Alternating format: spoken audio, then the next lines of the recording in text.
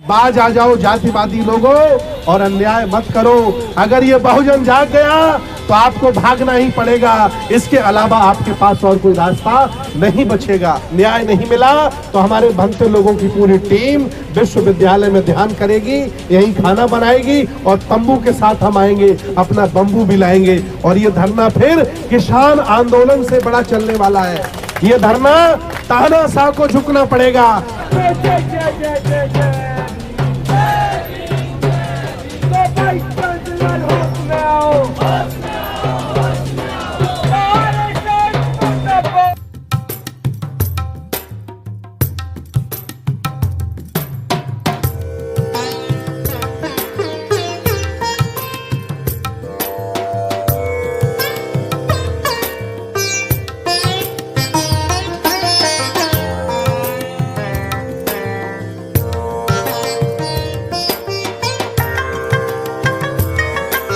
सम्मानित मुल्क के मालिकों, आज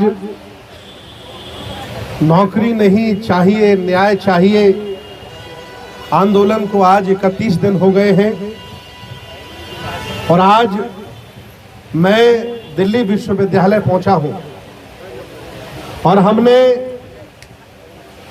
पूरे देश के बौद्ध भिक्षुओं से, अम्बेडकरवादियों से, विज्ञानवादियों से ये निवेदन किया है कि आज मैं डॉक्टर रितु के समर्थन में जा रहा हूं और सरकार को, दिल्ली विश्वविद्यालय के प्रशासन को चेतावनी दूंगा कि जल्दी से जल्दी अगर आपने डॉक्टर रितु के साथ न्याय नहीं किया तो पूरे विश्वविद्यालय में 1000 से ज्यादा मेरे बौद्ध भिक्षु संक्रमण करेंगे, ध्यान करेंगे और इन जातिवादी प्रोफेसरों को निकाल करके बाहर फेंकेंगे। ये आज मैं ऐलान करने आया हूं। मैं बताना चाहता हूं, नौकरी का लालच होता तो डॉक्टर रितु अभी तक नौकरी ज्वाइन कर चुकी होती। उनका स्वाभिमान जागा है, उन्होंने डॉक्टर अंबेडकर को पढ़ा है, उन्होंने ज्योतिबा को पढ़ा है, उन्होंने सावित्री को पढ़ा है। याद रखना, जो संघर्षों को अपने सिरहाने पे रख कर के सोते हैं, युग जब अगड़ाई लेता है तो वही पैगंबर होते हैं। याद रखना, आज मैं दावे के साथ ये कहने आया हूं कि हम लोग संविधान के भारत में, बाबा साहब डॉक्टर अंबेडकर के भारत में, विज्ञानवादी भारत में, तर्कवादी भारत में इन जातिवादी लोगों के शिकार हो रहे हैं। इन्हें जब जब मौका मिला तब तब इन्होंने गरीब लोगों से, गरीब माताओं बहनों से स्तन कर बरूस वसूला है। इन्हें जब जब मौका मिला तो इन्होंने आगे हांडी पीछे झाड़ू बंधवाया है। इन्हें जब जब मौका मिला तब तब इन्होंने एकलव्य जैसे लोगों के अंगूठे कटवाए हैं। ये आज भी अपनी फितरत से बाज नहीं आए हैं। आज भी ये मौका लगने पर, मूछ रखने पर, घोड़ी पर चढ़ने पर, अच्छे कपड़े पहनने पर आज भी हत्याएं ये कर देते हैं। विचार करिए मेरे देश भारत के राजा महाराजाओं, मैं 85% लोगों को आज इस स्थान से संबोधित कर रहा हूं और निवेदन कर रहा हूं कि ऐसे ही आप अगर सोते रहे, ऐसे ही आप अगर मायूस बने, अकर्मण्य होकर के अपने घरों में बैठे रहे तो आज डॉक्टर रितु के साथ हुआ है, कल तुम्हारी बेटी के साथ होगा, तुम्हारी पत्नी के साथ होगा, तुम्हारे घर से तुम्हें निकाल दिया जाएगा और घोषित कर दिया जाएगा ये भारत सरकार की संपत्ति है। आज संविधान खतरे में है, लोकतंत्र खतरे में है। पूरे देश में ये माहौल बनाया जा रहा है कि मनुस्मृति लागू की जा रही है। ऐसे भारत में 85% लोग, 90% लोग जिनको आह तक नहीं आ रही है, जो लोग कोठी, मकान, बंगले में अपने आप को सुरक्षित करके बैठे हैं। मैं पूछना चाहता हूं, जब संविधान ही नहीं बचेगा तो आपके पास कुछ भी रहने वाला नहीं। आज मैं डॉक्टर रितु के साथ नहीं खड़ा हूं, इनके साथ साथ तमाम ऐसे लोग हैं जो हर साल, हर 6 महीने में, हर 1 महीने में अन्याय का शिकार होते हैं, जिनका हक छीना जाता है, जिनको मारा जाता है। IITian आत्महत्या कर लेते हैं। रोहित वेमुला मेरे बीच में नहीं रहे, वो सब लोग हैं जिनको जबरदस्ती प्रताड़ित करके मारा गया है। यही वो विश्वविद्यालय है जिसमें ये डॉक्टर रितु जो मेरे साथ खड़ी है, ये प्रोफेसर थी, ठेके पर प्रोफेसर थी। और इसमें प्रधानाचार्य जो सविता रॉय है, जो जाति की भूमिहार है, ब्राह्मण है, वह ठेका लेके बैठी है कि सामंतवाद का ठेका हम चलाएंगे और दलितों को, मुसलमानों को, बहुसंख्यक आबादी को इस विश्वविद्यालय से निकाल करके फेंकेंगे। इस विश्वविद्यालय में पढ़ाने वाले प्रोफेसरों, ध्यान से सुन लो, आज डॉक्टर ऋतु के साथ हुआ है, कल तुम्हारे साथ भी होगा, कोई रोक नहीं पाएगा। स्वाभिमान जगाओ और डॉक्टर ऋतु के साथ खड़े हो जाओ। मैं पत्र लिख करके देश भारत के बौद्धों से, अंबेडकरवादियों से, 1 लाख संगठन चलाने वालों से, लाखों जिला अध्यक्षों से, लाखों प्रदेश अध्यक्षों से, लाखों भारत के अध्यक्षों से मैं निवेदन करूंगा कि आपका संगठन, आपका जुनून, आपका संगठन कब काम आएगा।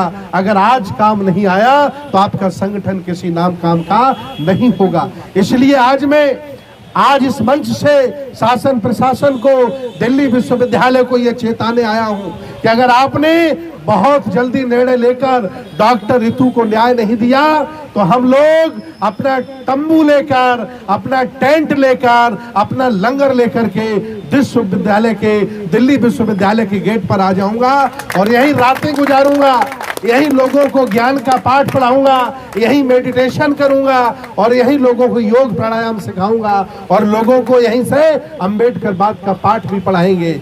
और अगर ऐसा हो गया तो तुम्हें यह विश्वविद्यालय खाली करना पड़ेगा। इसलिए बाज आ जाओ, जातिवादी लोगों, अन्याय ना करो। ये देश हमारा है, हमारे पुरखों का देश है। आप तो बाहर से आए हुए लुटेरे हो, ये हमारे पुरखों ने देश बनाया है। हमने तक्षशिला, नालंदा, ओदंतपुरी, विक्रमशिला जैसे विश्वविद्यालय बनाए और पूरी दुनिया को निमंत्रण देकर के शिक्षा का दान दिया है। हमारी वजह से, हमारे पुरखों की वजह से, सम्राट अशोक की वजह से, बुद्ध की वजह से आज भी भारत को दुनिया में विश्व गुरु कहा जाता है। हम उस परंपरा के लोग हैं। हमने कभी हिंसा नहीं की, हमने कभी किसी का हक नहीं छीना।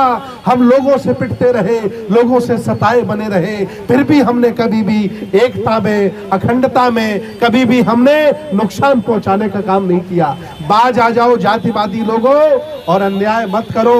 अगर ये बहुजन जाग गया तो आपको भागना ही पड़ेगा, इसके अलावा आपके पास और कोई रास्ता नहीं बचेगा। मैं आज निवेदन करने आया हूं यहाँ पर पधारे अलग अलग संगठन के लोगों से। मैं बहुत बहुत धन्यवाद देता हूं एडवोकेट महमूद प्राचा जी को, जो आज वो एक योद्धा की तरह संघर्ष कर रहे हैं और इस केस को पूरा डील कर रहे हैं। बहुत बहुत धन्यवाद देता हूं डॉक्टर ऋतु को। तो देखिए, जिसने छोटी सी उम्र में इतना बड़ा निर्णय लिया, कहा कि मुझे नौकरी नहीं न्याय चाहिए। मैं इस स्लोगन से बहुत खुश हुआ हूं और समर्थन दे रहा हूं।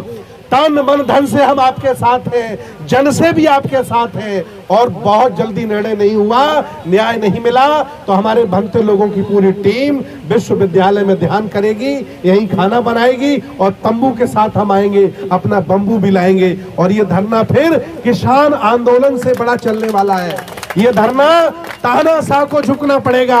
उस किसान आंदोलन में भी हालांकि मेरे साथ ठगी हुई, हमें धोखा दिया गया और उन पहलवान बेटियों के आंदोलन में भी हमारे साथ ठगी हुई, धोखा दिया, लेकिन एक ठगो, अब की बार तुम ठगी नहीं कर पाओगे। आर पार की लड़ाई होगी और ये आंदोलन किसान आंदोलन से भी बड़ा होगा। मैं आज निवेदन करने आया हूं, जाग जाओ और संविधान के भारत में SC ST OBC के हकों के साथ खिलवाड़ नहीं करो। न ये जनता जाग गई तो तुम्हारे साथ भी अच्छा नहीं होगा। इन्हीं सब बातों के साथ मैं बहुत खुश हूं।